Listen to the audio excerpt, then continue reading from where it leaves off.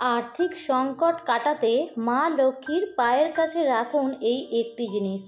তাহলে জীবন থেকে নেতিবাচক শক্তি হবে দূর এবং জীবনে আসা নানান সমস্যা থেকে চিন্তামুক্ত হবেন এবং খারাপ স্বপ্ন দেখাও দূর হবে। বন্ধুরা, শত্রু তো দমন হবেই এবং স্বামী স্ত্রীর সম্পর্ক মধুর হয়ে উঠবে। এছাড়াও জীবনে চলার পথে সুখ, শান্তি ও সমৃদ্ধি আরও বৃদ্ধি পাবে। বন্ধুরা, রোজ রান্নাঘরে রান্নার কাজে ব্যবহার করার কিছু মশলাও জীবনে অনেক প্রকার টোটকাতে কাজ করতে থাকে। যেমন লবঙ্গ, এলাচ, এছাড়াও সর্ষে, তার সাথে সাথে নুন, হলুদ, শুকনো লঙ্কা, তেজপাতা, এরকম রান্নাঘরের বহু মশলা জাতীয় জিনিস আমাদের দৈনিক জীবনে নানা প্রকার টোটকাতে কাজ করতে চলে আসছে বহু বছর ধরে। তন্ত্র সাধনা এবং জ্যোতিষশাস্ত্রে বহু যুগ থেকে এই সব মশলার যেমন লবঙ্গ, এলাচের ব্যবহার চলে আসছে। এর সাথে সাথে পুজোর কাজেও লবঙ্গ, হলুদ, গোটা হলুদ এগুলো লাগে। এই সব মশলার মধ্যে একটি হলো এলাচ। এলাচ মা লক্ষ্মীর অতি প্রিয়। মা লক্ষ্মীকে যদি আপনারা বৃহস্পতিবার দিন করে ওনার ভোগের থালায় একটি করে এলাচ দিতে পারেন, এতেও জীবনের আর্থিক উন্নতির সাথে সাথে নানা প্রকার নেতিবাচক চিন্তা ও নানা প্রকার নেতিবাচক শক্তিও আপনার ঘর ও আপনার শরীর মন থেকে দূর হবে। বন্ধুরা, নানা প্রকার যে আমাদের আর্থিক উন্নতি হয় না বা চারিদিকে যে ধার দেনা ও অশান্তি থাকে, এসবের হাত থেকেও বাঁচবেন। নানা প্রকার সংকটের হাত থেকেও বাঁচবেন এবং ব্যবসার জীবনে অনেক লাভবান হতে পারবেন। বন্ধুরা, শত্রুরা যদি আপনার উপর নানা প্রকার তন্ত্র বা টোটকা বা উপায় করে আপনার ক্ষতি করার চেষ্টা করে, সেক্ষেত্রে সেটাও তারা আর করতে পারবে না। মা লক্ষ্মী এমন এক দেবী যাকে নিত্যদিনের সেবা করলে সেই ব্যক্তি জীবনে নানা প্রকার অশান্তি ঝামেলার আসতে পারে না। কারণ মা লক্ষ্মী দেবীকে যদি মন দিয়ে কোনো ব্যক্তি পূজা করে আসেন, মা তার মনের ইচ্ছা শুনে থাকেন। এলাচের ব্যবহার আমাদের দেশে বহু প্রাচীন কাল থেকেই চলে আসছে। রান্নায় সুগন্ধ বাড়ানোর জন্য এলাচ ব্যবহার করা হয় ঠিকই, তেমনি ছোট ও বড় এলাচ দুটি পূজা পাঠ ও নানা প্রকার তন্ত্র সাধনা ও টোটকাতেও ব্যবহার করা হয় বহু প্রাচীন কাল থেকেই। তাই তার মধ্যে যে বিশেষ টোটকা বা উপায় এটি করলে আপনার চাকরির জীবন এবং ব্যবসায়িক জীবনে নানা প্রকার দিক থেকেই আয় উন্নতি বাড়বে। শুক্র গ্রহ যাদের দুর্বল থাকে বা যে খারাপ স্থানে থাকে, তাদের কিন্তু এই শুক্র গ্রহ ঠিক হবে বলা হয়।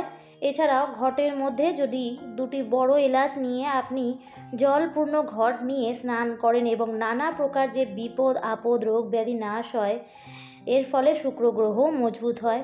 স্নানের শেষে এক ঘটি জলের মধ্যে যদি জিনিসটি মিশিয়ে স্নান করা যায়। এছাড়াও বলা হয় যে বিবাহ যাদের বিলম্ব হচ্ছে, এই উপায়টা তারাও করতে পারেন। তা বিশেষ করে তারা শুক্লপক্ষের প্রথম বৃহস্পতিবার দিন এই উপায়টা তাদের করতে হবে। বৃহস্পতিবার দিন বিকেলে ছোট এলাচ, 5টি মিষ্টি মা লক্ষ্মীকে অর্পণ করে ও শুদ্ধ ঘিয়ের প্রদীপ প্রজ্বলিত করলে তারপর আপনারা অবশ্যই জল অর্পণ করুন। এবং মহিলারা বৃহস্পতিবার এই উপায়টি করলে নানা প্রকার যে সুখ শান্তি তা ঘরে বজায় থাকে। যদি স্বামী স্ত্রীর মধ্যে ভালোবাসা দূরত্ব একদমই বেড়ে গেছে এবং দিন রাত ঝগড়া অশান্তির মধ্যে ভুগছেন, তারা কিন্তু এই কাজটি করতে পারেন। স্বামী বা স্ত্রী যে কোনো একজন যদি কৃষ্ণের চরণের কাছে শুক্রবার দিন করে মন্ত্র বলে 3টি করে এলাচ দিতে পারেন এবং শ্রীকৃষ্ণকে স্নান করাবেন। যদি লাড্ডু গোপাল ঘরে থাকে তাহলে লাড্ডু গোপালকেও যদি স্নান করাবেন, তাহলে অবশ্যই ঘটের মধ্যে সামান্য এলাচের দানা কিছুক্ষণ রেখে বা একটা গোটা এলাচ ঘটের মধ্যে কিছুক্ষণ রেখে দেবেন। তারপর এলাচটিকে জল থেকে সরিয়ে নিয়ে সেই জলে স্নান করালে স্বামী স্ত্রীর ভালোবাসা ও বন্ধন অটুট থাকে বলে মান্য করা হয়। বন্ধুরা, এবার বিশেষ যে কাজটি সেটি জেনে নিতে হবে। আর্থিক উন্নতির সাথে সাথে নানা রকমের যে ঝগড়া ঝাঁটি ও চিন্তা থেকেও মুক্তি পাবেন। কারণ এই কাজটি করার জন্য আপনাদের নিতে হবে সবুজ রঙের ছোট দুটো এলাচ। এলাচটি যেন কাটা ফাটা বা কোনো রকম ফুটো বা কোনো দিক থেকে কোনো রকম কোনো দাগ না থাকে। হিন্দু সনাতন ধর্মে টোটকা উপায় বা সাধনা এছাড়াও জ্যোতিষ কার্যেও বা পূজা পাঠের ক্ষেত্রেও কোনো প্রকার খণ্ডিত জিনিস নেওয়া মানা আছে। বলা হয় খণ্ডিত জিনিস দিয়ে কোনো প্রকার টোটকা উপায় বা পূজা পাঠ করা হয় না, কারণ সেটি অসম্পূর্ণ হয়। তাই এইরকম খণ্ডিত জিনিস দিয়ে কোনো প্রকার কাজেই আসে না। যখন আমরা দেখবেন শিব ভগবানকে চাল অর্পণ করি বা মা লক্ষ্মীর ঘটে বা যে কোনো দেবদেবীকে যখন চাল অর্পণ করি, তখন পঞ্চশস্যর সাথে সাথে যে আমরা চাল অর্পণ করি সেগুলো দেখতে হয় চালগুলো খণ্ডিত আছে কিনা। এছাড়াও যেমন বেলপাতা খণ্ডিত থাকলে শিবলিঙ্গে দেওয়া হয় না। এছাড়াও মা লক্ষ্মীর ঘটে আম্রপল্লব বা পান পাতা এগুলি ফাটা ফুটো বা পোকা লেগে আছে, সেগুলো কিন্তু পুজো বা সাধনাতে লাগে না, তাই জন্য সেদিকে আমাদের লক্ষ্য রাখতে হবে। এবারে আমাদের এই এলাচগুলোকে নিয়ে সবার প্রথমেই একটু গঙ্গা জল ছিটিয়ে শুদ্ধ করে নিতে হবে। রান্নাঘর থেকে এলাচ নিলে চলবে না, আপনাকে দোকান থেকে এলাচ কিনে নিয়ে আসতে হবে। এবং তারপরে সেই দিন আপনাকে সন্ধ্যাবেলায় যখন আপনি সন্ধ্যা দিতে যাবেন ঠাকুর ঘরে, তখন আপনি মা লক্ষ্মীর সাধনা করবেন এবং তখন আপনি এলাচ দুটিকে কোনো উঁচু জায়গার মধ্যে, যেন মাটির মধ্যে ঠেকে না, এরকম কোনো উঁচু জায়গার মধ্যে রেখে দেবেন এবং একটা নতুন সূঁচ নিয়ে এসে সেই এলাচ দুটির মধ্যে সূঁচটিকে গেঁথে দিতে হবে এবং সামান্য সিঁদুর লাগিয়ে নিজের মনস্কামনা বলতে হবে। বলার পর তারপর আপনি এই সূচের মধ্যে সুতো পরাবেন এবং সুতো পরিয়ে একটু ছোট্ট রিংয়ের মতন করবেন এবং নিজের ইচ্ছার সব কথা বলবেন। প্রথমে কিন্তু সূচটি ওর মধ্যে গেঁথে রাখবেন আর সুতো যে পেছনে আছে সেটি কিন্তু খালি থাকবে। প্রথমে আপনাকে রিংয়ের মতন করতে হবে না।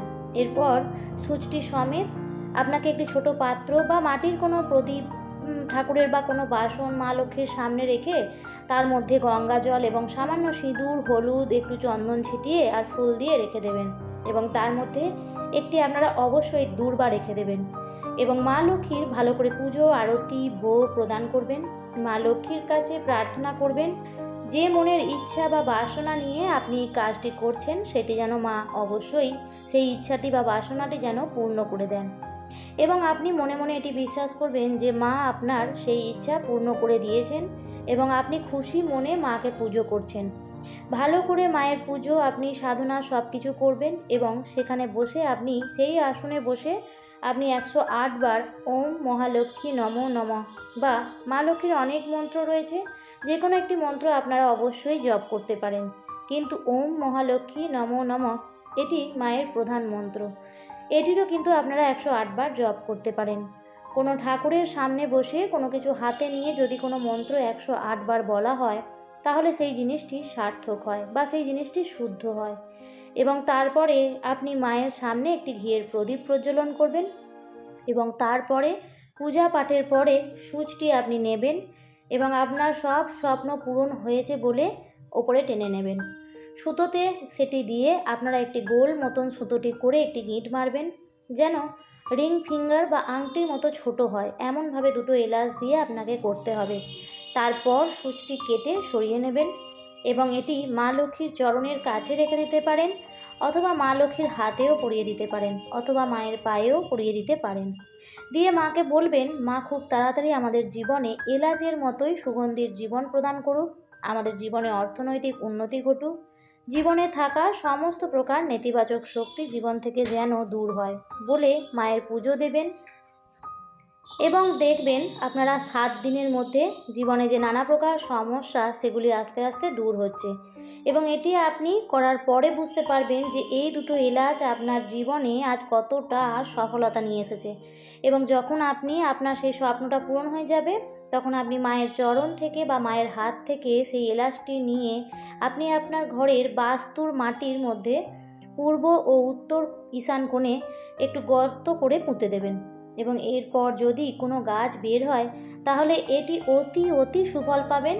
আপনার জীবনেও মা লক্ষ্মীর আশীর্বাদ বজায় থাকবে এবং এর থেকে গাছ যদি নাও হয় তাহলেও কিন্তু চিন্তা করার কোনো কারণ নেই, আপনার মনোবাসনা পূর্ণ হবেই এবং 7 দিন কি 1 মাসের মধ্যেই আপনার মনোবাসনা পূর্ণ হয়ে যাবে, এটি আপনি নিজেই দেখতে পাবেন।